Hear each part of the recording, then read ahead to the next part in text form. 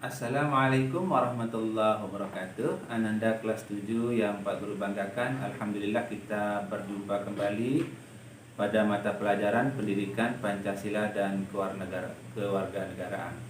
Untuk saat ini kita akan coba bersama-sama membahas materi lanjutan dari materi minggu yang lalu, masih dalam pokok bahasan perumusan dan penetapan Pancasila sebagai dasar negara.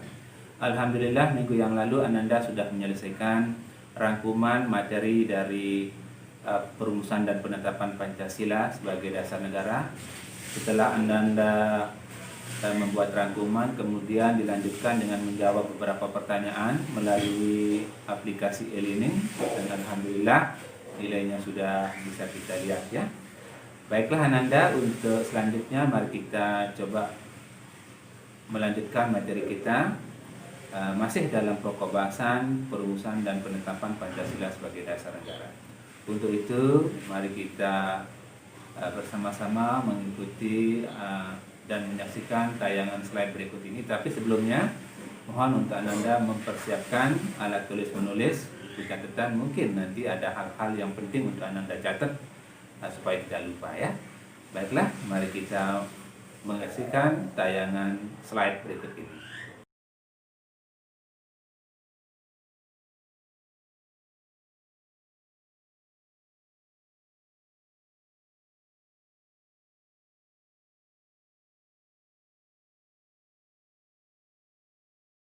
Dari tentang perumusan dan penetapan Pancasila sebagai dasar negara. Baiklah, anak-anakku, jadi kita mulai dengan kompetensi dasar. Apa yang menjadi kompetensi dasar kita pada pertemuan kali ini? Kompetensi dasarnya adalah menganalisis proses perumusan dan penetapan Pancasila sebagai dasar negara. Selanjutnya, tujuan pembelajarannya adalah mendeskripsikan perumusan Pancasila sebagai dasar negara. Ya, ini adalah tujuan pembelajarannya. Nanti diharapkan selesai kita membahas materi ini, Ananda bisa mendeskripsikan bagaimana proses perumusan Pancasila sebagai dasar negara. Mendeskripsikan itu maksudnya menjelaskan. Jadi diharapkan nanti selesai kita belajar, Ananda bisa menjelaskan tentang proses perumusan Pancasila sebagai dasar negara. Baiklah, kita lanjutkan dengan sebuah pertanyaan. Ya, apakah ada yang tahu mengapa setiap negara harus memiliki dasar negara? Baik, ada yang tahu? Ya, luar biasa ya. Baik, kalau sudah tahu jawabannya, simpan dulu. Nanti suatu saatnya untuk Ananda bisa menyampaikan atau mengungkapkan mengapa negara harus memiliki dasar negara.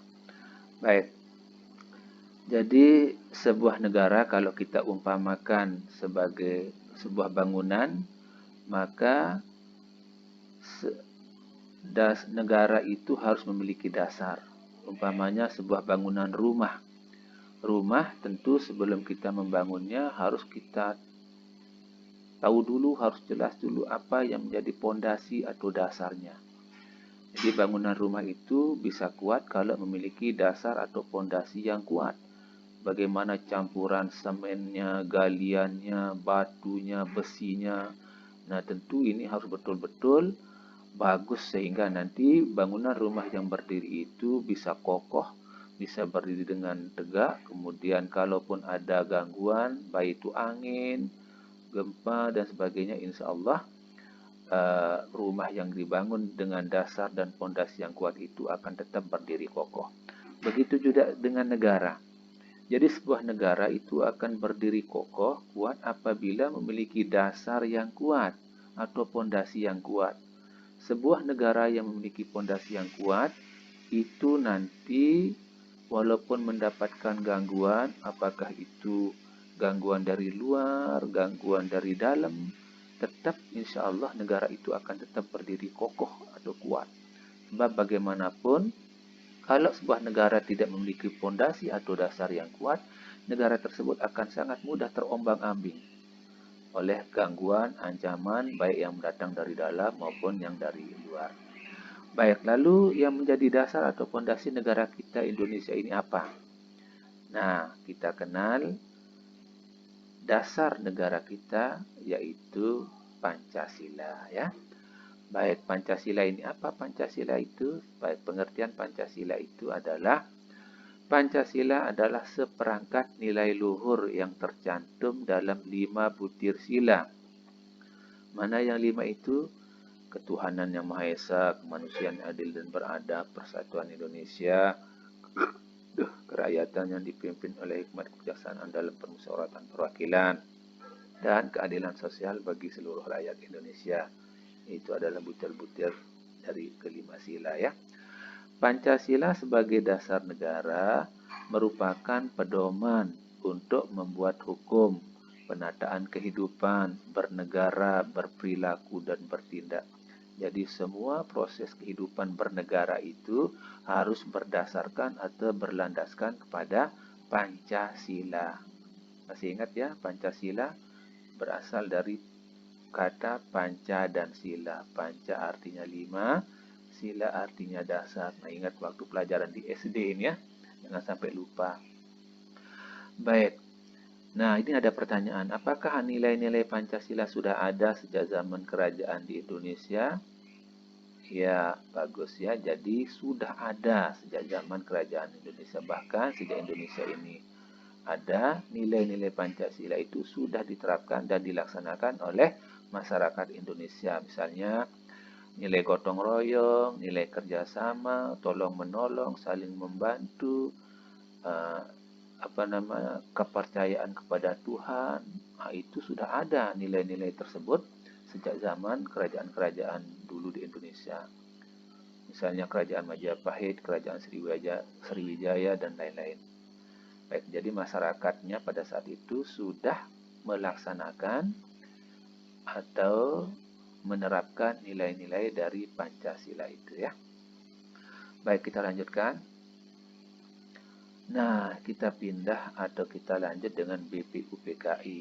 Jadi ini kita cross check atau kita ke belakang dulu ya sebelum kita membahas tentang Pancasila sebagai dasar negara. Kita mulai dengan BPUPKI. Kita bahas sekarang BPUPKI. Apa itu BPUPKI? BPUPKI ini kepanjangannya Badan Penyelidik Usaha Persiapan Kemerdekaan Indonesia, disingkat BPUPKI. Apa? Badan Penyelidik Usaha Persiapan Kemerdekaan Indonesia, disingkat BPUPKI. BPUPKI dalam bahasa Jepangnya disebut Dokuritsu Chumbi Chosakai. Nah, badan ini dibentuk pada tanggal 29 April 1945 oleh bangsa Jepang ya.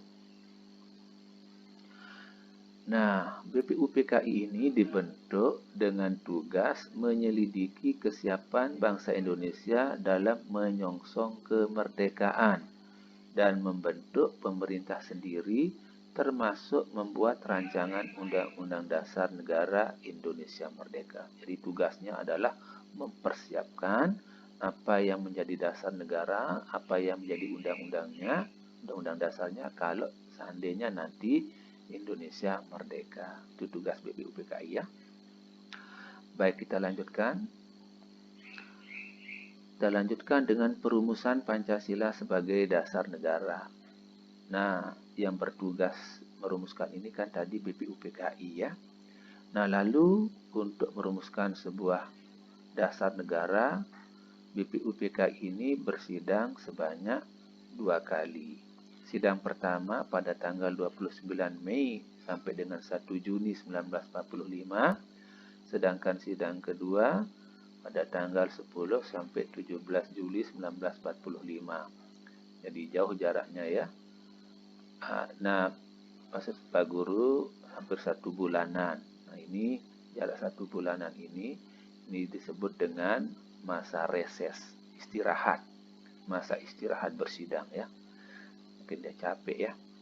Jadi pada masa reses inilah, justru pada masa istirahat inilah para pendiri negara, the founding father namanya ya, itu luar biasa pekerjaannya. Bagaimana merancang, merumuskan sebuah dasar negara. Justru pada masa reses inilah peristiwa-peristiwa penting yang terjadi untuk menentukan Indonesia merdeka ya. Nah, sidang pertama itu membahas tentang dasar negara Indonesia merdeka. Nah, Pancasila maksudnya ini ya, ini yang dibahas pada masa sidang pertama. Makanya pada masa sidang ini muncul beberapa nama kita kenal. Ada Ahmad Yamin, ada Supomo, ada Soekarno, masing-masing menyampaikan usulan yang menjadi dasar negaranya. Kemudian pada sidang kedua itu membahas tentang rancangan Undang-Undang Dasar Negara Indonesia Merdeka ya. Wah, ini orang-orangnya. Ini adalah tokoh-tokoh yang memberi gagasan tentang dasar negara Indonesia Merdeka. Pertama Pak Insinyur Soekarno, gagah sekali orangnya ya. Kemudian ada Pak Mr. Muhammad Yamin, dan ini ada Pak Profesor Dr. Mr. Supomo ya. Nah, Pak Muhammad Yamin ini menyampaikan gagasannya pertama, kemudian dilanjutkan Pak Supomo, dan terakhir baru Pak Soekarno ya. Baik, kita lanjutkan. Nah, sidang masa reses BPUPKI. Tadi sudah Pak Guru sampaikan, ini adalah masa-masa penting. Apakah ada yang tahu apa yang terjadi pada masa sidang reses BPUPKI? Nah, kalau ada silahkan dikoret-koret di buku catatannya nanti, sebab ini menjadi salah satu tugas dari Ananda untuk membuat jawabannya ya. Apa yang terjadi pada masa sidang reses BPUPKI. Oke, sudah dicatat. Oke, sudah baik, kita lanjutkan. Kita lanjutkan dengan penetapan Pancasila sebagai dasar negara. Setelah BPUPKI dibubarkan pada tanggal 7 Agustus 1945, maka terbentuklah PPKI. Nah, kenapa dibubarkan? Karena dianggap BPUPKI ini sudah selesai melaksanakan tugasnya, mulai dari merencanakan atau merancang undang-undang dasar negara, kemudian rancangan undang-undang dasar sudah selesai, kemudian dibubarkanlah badan ini dan dibentuklah PPKI ya. Apa kepanjangan PPKI? P yang pertama panitia, P yang kedua persiapan kemerdekaan Indonesia. Panitia persiapan kemerdekaan Indonesia, atau dalam bahasa Jepangnya Dokuritsu Jumbi Linkai. Saya kira Ananda sudah tahu karena di video minggu lalu juga sudah ditayangkan ya tentang BPUPKI dan PPKI. Nah, lalu PPKI bersidang untuk yang pertama kalinya pada tanggal 18 Agustus 1945 yang menghasilkan 3 ketetapan. Pertama, menetapkan dan mengesahkan Undang-Undang Dasar Negara RI tahun 1945. Yang kedua, menetapkan Insinyur Soekarno dan Drs. Muhammad Hatta sebagai presiden dan wakil presiden ya. Soekarno sebagai presidennya dan Muhammad Hatta sebagai wakil presiden. Kemudian yang ketiga, membentuk Komite Nasional Indonesia Pusat atau disingkat dengan KNIP. Ini tolong diingat ini ya, hasil sidang PPKI yang pertama. Baik, kita lanjutkan. Apa saja yang menjadi nilai semangat pendiri negara dalam perumusan dan penetapan Pancasila? Ya, yang pertama, ketakwaan terhadap Tuhan Yang Maha Esa. Luar biasa ini ya. Jadi para pendiri negara itu sangat mengutamakan ketakwaan terhadap Tuhan Yang Maha Esa. Yang kedua, persamaan derajat sebagai bangsa yang merdeka. Kemudian yang ketiga, nasionalisme. Yang keempat itu patriotisme.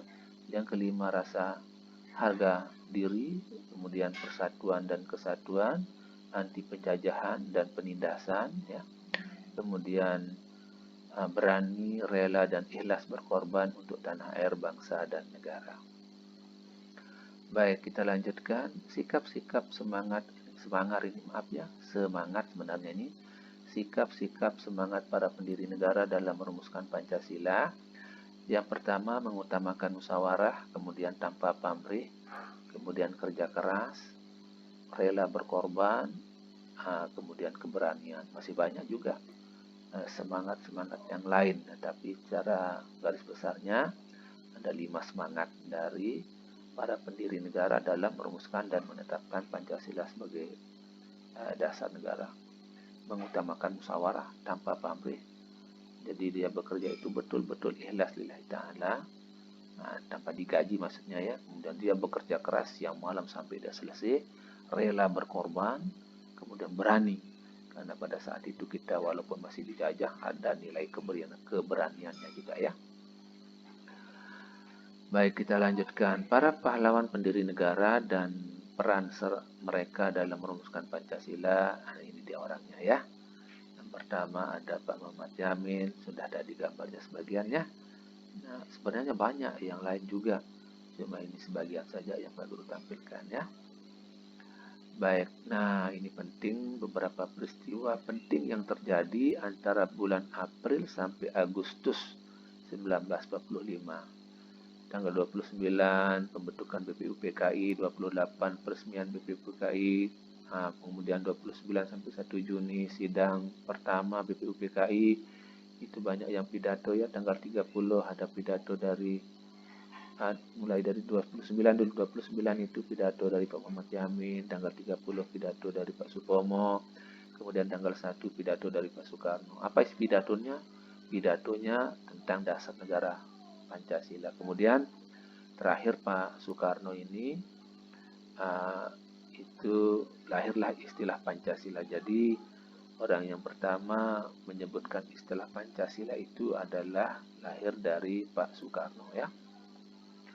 Kemudian tanggal 2 sampai 9 Juni itu masa reses BPUPKI.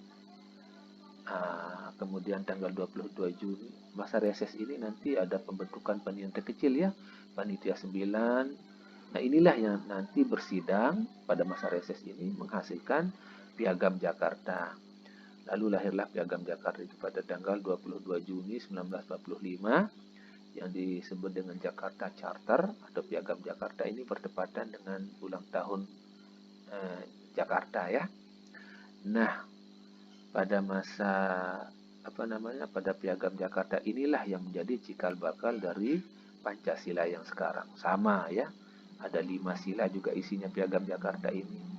Jadi Ananda, pidato-pidato yang disampaikan atau konsep-konsep dasar negara yang disampaikan oleh Pak Muhammad Yamin, Pak Supomo, Pak Soekarno itu sudah tercakup semua di dalam Piagam Jakarta yang dikenal dengan Piagam Jakarta Charter ini ya. Cuma Piagam Jakarta yang dulu yang menjadi dasar negara kita itu ada perubahan sedikit, yaitu pada sila pertama Pancasila.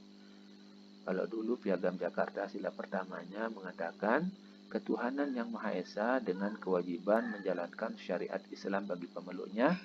Nah, kalimat itu separuhnya dihapus sehingga bunyi sila pertamanya yaitu ketuhanan yang Maha Esa saja.